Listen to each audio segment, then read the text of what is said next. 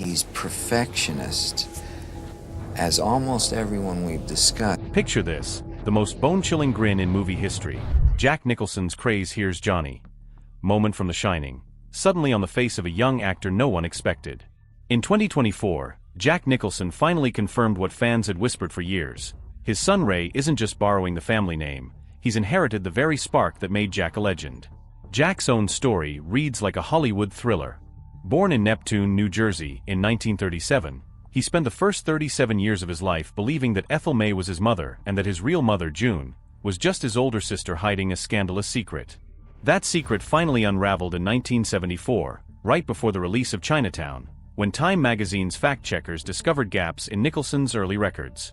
On the phone with an editor, Jack learned the truth. Ethel May was his grandmother, June was his mother, and the man he thought was his father might still be alive. He later recalled calling his uncle, stunned, "That's the most messed up thing I've ever heard." By then, both women had passed, and Jack never got to ask why they hid the secret so long, an irony almost too perfect given Chinatown's plot of buried family sins. Long before that revelation, Jack's Hollywood journey had already begun. In 1955, he landed a clerical job in MGM's animation department, folding mail and fetching coffee for William Hanna and Joseph Barbera. An invitation to work as an animator sat on the table, but he declined, determined to pursue acting. His break came in 1958 with The Crybaby Killer, a low-budget teen crime flick that bombed at the box office. Unfazed, he persisted through TV bit parts and Roger Corman B-movies. Everything changed in the summer of 1969, when he stepped into Easy Rider. Dennis Hopper's rants about Southern rednecks led to a near-knife fight with his original choice for the drunken lawyer role, Rip Torn. Torn stormed off, and Jack got the part. His performance, a high-pitched, drawling con man with an unforgettable grin, earned his first Oscar nomination and turned him into the counterculture's accidental icon. The accolades piled up in the early 70s. 5 Easy Pieces showcased his raw emotion as a disaffected pianist, Carnal Knowledge traced decades of sexual frustration, and The Last Detail cast him as a jovial naval escort whose humor masked deeper compassion. Then came One Flew Over the Cuckoo's Nest, where he immersed himself so fully into McMurphy's manic energy that cast and crew sometimes wondered whether the character ever left him. At the 1976 Academy Awards, he finally took home Best Actor, a moment he later called proof there are as many nuts in the Academy as anywhere else. Yet even as his star rose, Jack's off-screen life was marked by drama. He married actress Sandra Knight in 1962 and had a daughter, Jennifer, but the marriage ended in '68. A 17-year relationship with Angelica Houston followed, filled with creative triumphs like Prizzy's Honor but shadowed by his infidelities. In the late 80s, tabloids exploded with the news of his affair with model Rebecca Broussard and their 2 children, Lorraine, born 1990, and Ray, born 1992. The details were often lurid, with stories of a ping-pong paddle scandal humiliating both Angelica and Jack. When Angelica confronted him physically, Jack later admitted he felt he deserved it. Ray Nicholson entered the world in February 1992, growing up under the enormous weight of his father's fame.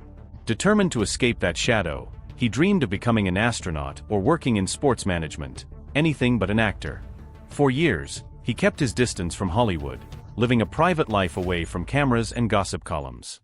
Then came Smile 2 in 2024, a horror sequel that demanded a chilling grin from its young star.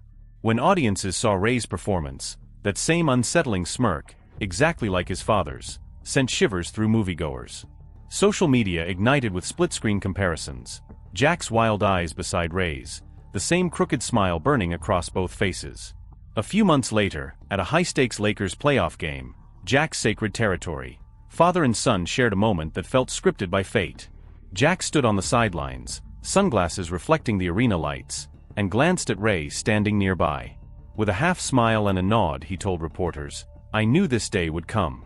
He's got that drive, that perfectionism, I see myself in him." In that instant, Jack confirmed what fans suspected. Ray wasn't running from his inheritance, he was embracing it. Today, the Nicholson name bridges 2 generations of movie history. Jack's career spanned from gritty counterculture rebels to beloved romantic leads, from iconic villains to tragic anti-heroes, earning 12 Oscar nominations and 3 wins over nearly 5 decades. Ray's story is just beginning, but the echoes of his father's legacy are unmistakable. In interviews, Ray speaks with humility about the pressure of living up to a legend, yet also with pride in continuing a family tradition. "Growing up, I barely talked about acting," he once admitted. "But watching my dad work taught me what it means to dedicate yourself to a role." As Hollywood grapples with debates over nepotism and legacy, the Nicholsons present a compelling case. Ray's talent isn't merely a byproduct of his surname, it's the result of growing up in a household where every dinner conversation might turn into an acting lesson.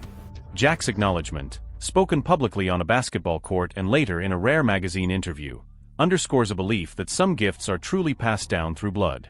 For movie lovers, this father-son revelation adds a new layer to both careers.